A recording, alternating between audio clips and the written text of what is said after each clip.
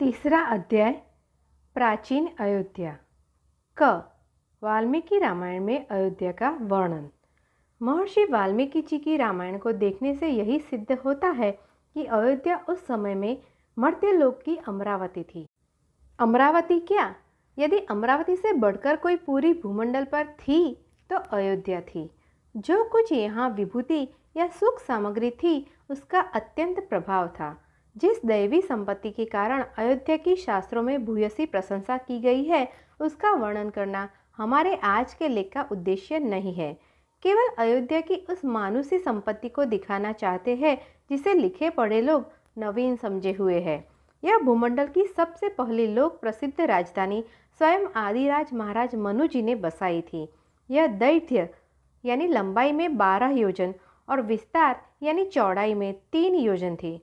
सुतरा अयोध्या 48 कोस लंबी और 12 कोस विस्तृत यानी चौड़ी थी, जैसा कि महर्षि वाल्मीकि जी ने रामायण के बालकांड में वर्णन किया है। अयोध्या नाम तत्र अस्ति नगरी लोक विश्रुता मनुना मानवेन्द्रेण पुरैव निर्मिता स्वयं आयात 10 च 2 च योजनानि महापुरी श्रीमती त्रीणि विस्तीर्ण नाना संस्थान शोभिता। ऊपर जो अयोध्या की लंबाई चौड़ाई का वर्णन है उसमें नगर मात्रा का समझना चाहिए। राजमहल व राजदुर्ग इससे भिन्न था। महर्षि ने दूसरी जगह लिखा है सा योजने द्वै च भूयः सत्यनामा प्रकाशते, अर्थात 12 योजन लंबी और 3 योजन विस्तृत महापुरी में 2 योजन परिखादी द्वार विशेष सुरक्षित हो अयोध्या के नाम को अधिक सार्थक करता था। अयोध्या माने जिसे शत्रु जीत न सके। राजधानी अयोध्यापुरी के चारों ओर प्राकर था। प्राकर यानी कोट। प्राकर के ऊपर नाना प्रकार के शतग्नि आदि सैकड़ों यंत्र यानी कल रखे हुए थे। इससे यह सिद्ध होता है कि उस समय में तोप की तरह किले के बचाने के लिए कोई यंत्र विशेष होता था। शतग्नि को यथार्थ तोप कहने में हमें इसलिए संकोच है कि उससे पत्थर फेंके जाते थे। बारूद से काम कुछ न था। महर्षि वाल्मीकि बारूद का नाम भी नहीं लेते। यद्यपि किसी किसी जगह टीकाकारों ने अग्निचूर्ण व औरव के नाम से बारूद को मिलाया है, परंतु उसका हमने प्रकृति में कुछ भी उपयोग नहीं पाया। अस्तु। कोट के नीचे जल से भरी हुई परिखा यानी खाई थी। पूरी के उत्तर भाग में सरयू का प्रवाह था। सुतरा उधर परिखा का कुछ भी प्रयोजन न था। उधर सरयू का प्रबल प्रवाह ही परिखा का काम देता था। किंतु नदी के तट पर भी संभव है कि नगरी का प्राकार हो। नदी के 3 ओर जो खाई थी अवश्य वह जल से भरी रहती थी, क्योंकि नगरी के वर्णन के समय महर्षि वाल्मीकि ने उसका दुर्ग गंभीर परिखा यह विशेषण दिया है। टीकाकार स्वामी रामानुजाचार्य ने इसकी व्याख्या में कहा है कि जल दुर्गेण गंभीर अगाधा परिखा यम्याम। इससे समझ में आता है कि जल दुर्ग से नगरी की समस्त परिखा अगाध जल से परिपूर्ण रहती थी। सुतरा इन परिखाओं में जल भरने के लिए जल दुर्ग किसी तरह का कौशल था, इस विषय में कुछ संदेह नहीं। संभव है कि नगरी के चारों ओर 4 द्वार थे। सब द्वारों का नाम भी अलग अलग रखा गया होगा, किंतु हमें एक द्वार के सिवाय और किसी द्वार का नाम नहीं मिलता। नगरी के पश्चिम और जो द्वार था उसका नाम था वैजयंत द्वार। शत्रुघ्न सहित राजकुमार भरत जब मातुलाल मामा के घर गिरिव्रज नगर से अयोध्या में आए थे तब इसी द्वार से प्रविष्ट हुए थे। यथा द्वारेण वज्यंतेन प्राविश शांत वाहनः।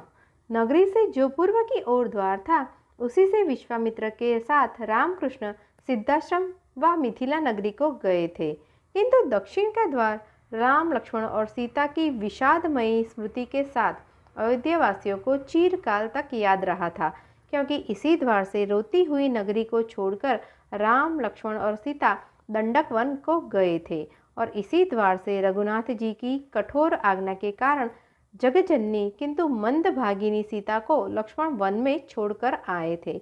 उत्तर की ओर जो द्वार था उसके द्वारा पूर्ववासी सरयू तट पर आया जाया करते थे। इस प्रकार अयोध्या कोट खाई से गिरकर सचमुच अयोध्या हो रही थी। पर हमारी अयोध्या की इन पुरानी बातों को 2-4 व्यूहलर और वेबर आदि दुराग्रही विलायती पंडित सहन नहीं करते। उनके लिए यह असह्य और अन्याय की बात हो रही है कि जब उनके पितर वंचरों के समान गुजारा कर रहे थे, उस समय हिंदुओं के भारतवर्ष पूर्ण सभ्यता और आनंद का डंका बजा रहा था। लाचारी से हमारी पुरानी बातों का इन्हें खंडन करना पड़ता है। लंदन नगर का चाहे जितना विस्तार हो, पेरिस चाहे जितनी बड़ी हो, यह सब हो सकता है, किंतु अयोध्या का 48 कोस में बसना सब झूठ है। इतना ही नहीं, एक साहब ने कहा है कि अयोध्या के चारों ओर कोट की जगह काठ का बाड़ा बना हुआ था, जैसा अब भी जंगली लोग पशुओं से बचने के लिए जंगल में खड़ा कर लिया करते हैं। इसके सिवाय और सब ब्राह्मणों की कल्पना है। वेबर को इस पर भी संतोष व विश्वास नहीं हुआ कि हिंदुओं के पूर्वजों के पास एक बाड़ा भी था। उसने लिख मारा, न अयोध्या हुई और न कोई राम, सब कवि कल्पना है। सीता को हल से जुती हुई धरती की रेखा और आर्यों की खेती ठहराई है, और रामचंद्र तथा बलराम जी अर्थात हलवृत और सीतापति को एक ही ठहराकर यह निगमन निकाला है कि लुटेरों से प्रजा को खेती की जो बलराम जी ने रखवाली की, इस बात का रूपक बांधकर रामायण में यों लिखा है कि सीता को राक्षस ने हर लिया और पीछे से सीता के पति रामचंद्र ने ढूंढकर उन्हें राक्षसों से छुड़ा लिया। वेबर के विचारों की दुर्बलता व निरंकुशता हम अपने दूसरे लेखों में दिखावेंगे।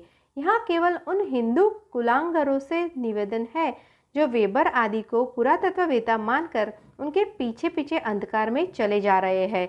वे एक बार रामायण को देखें और फिर विलायत वालों की दुष्टता की परीक्षा करें कि कितना अर्थ का अनर्थ कर रहे हैं। बौस लकड़ी आदि का जो अयोध्या का दुर्बल प्राकार बता रहे हैं, वे अयोध्या के रामायण में इन विशेषणों की ओर ध्यान दें। बहुयंत्रा युद्धवती शतग्नि शतसंकुला। अयोध्या नगरी की सड़कों और गलियों के सुंदर और स्पष्ट वर्णन से कौन कह सकता है कि वह किसी बात में कम रही होगी। नगर के चारों ओर सैर करने की सड़क थी, जिसका नाम महापथ लिखा है। राजप्रासाद राजमहल नगरी के मध्य भाग में किसी जगह था कि 4 द्वार थे। इन द्वारों से दरवाजों से सर्वपर्ण शोभित मार्गपुरी में चारों ओर जाते थे। इनका नाम राजमार्ग अर्थात सरकारी सड़क था। राजमार्ग और गलियों से नगर के मोहल्लों का विभाग हो रहा था। महापथ और राजमार्ग सब प्रतिदिन छिड़का जाता था। खाली जल ही से नहीं, सुगंधित पुष्पों की भी मार्ग में वृष्टि होती थी, जिससे पूरी सुवासित रहती थी। मुक्त पुष्पावकीर्णेन जलसिक्तेन नित्यशः। नगरी में जब कोई विशेष उत्सव होता, तब सर्वत्र चंदन के जल का छिड़काव होता और कमल तथा उत्पल सब जगह शोभित किए जाते थे। मार्ग और सड़कों पर रात्रि के समय दीपक व प्रकाश का कुछ राजकीय प्रबंध था कि नहीं, इसका कुछ स्पष्ट वर्णन नहीं मिलता, किंतु उत्सव के समय उसकी विशेष व्यवस्था होती थी। इस विषय में स्पष्ट प्रमाण मिलता है। राम राज्याभिषेक की पहली रात्रि को सब मार्गों में दीपक वृक्ष झाड़ लगाए गए थे और खूब रोशनी हुई थी। यथा प्रकाशीकरण अर्थ च निशागमन शंकया दीप वृक्षास्तथा चकुर्नृत्यासु सर्वशः। ऐसे उत्सव के समय मार्ग के दोनों ओर पुष्पमाला, ध्वजा और पताका भी लगाई जाती थी और संपूर्ण मार्ग धूप गंधादि वासित भी किया जाता था। राजमार्ग सड़क की दोनों ओर सुंदर सजी सजाई नाना प्रकार की दुकानें शोभायमान थी। इसके सिवाय कहीं उच्च अट्टालिका, कहीं सुसमृद्ध चारु दृश्यमान बाग था, कहीं चैत्य भूमि, कहीं वाणिज्यगार और कहीं भूधर शिखर सम देव निकेतनपुरी की शोभा बढ़ा रहे थे।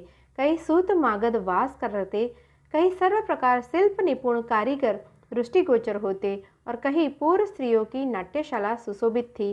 कोई कोई स्थान हाथी, घोड़े और ऊँटों से भरा था। किसी स्थान में सामंत राजगण, कहीं वेदवित ब्राह्मण लोग और कहीं ऋषि मंडल निवास कर रहे थे। कहीं स्त्रियों का क्रीड़ागार, कहीं गुप्त गृह और कहीं शाक्त भौमिक भवन विद्यमान था। कहीं विदेशीय वणिक जन, कहीं वार मुखिया गणिका बस रही थी। कहीं आम्रवन, कहीं पुष्प उद्यान और कहीं गोचारण भूमि दिखाई पड़ती थी। किसी स्थान से निरंतर मृदंग, वीणा आदि मधुर ध्वनि आती थी। कई सहस्त्र नरसिंह सैनिक गुफा की तरह अयोध्या की रक्षा कर रहे थे। महर्षि वाल्मीकि कहते हैं कि अयोध्यावासी धर्मपरायण, जितेंद्रिय, साधु और राजभक्त थे। 4 वर्ण के लोग अपने अपने धर्म में स्थित थे।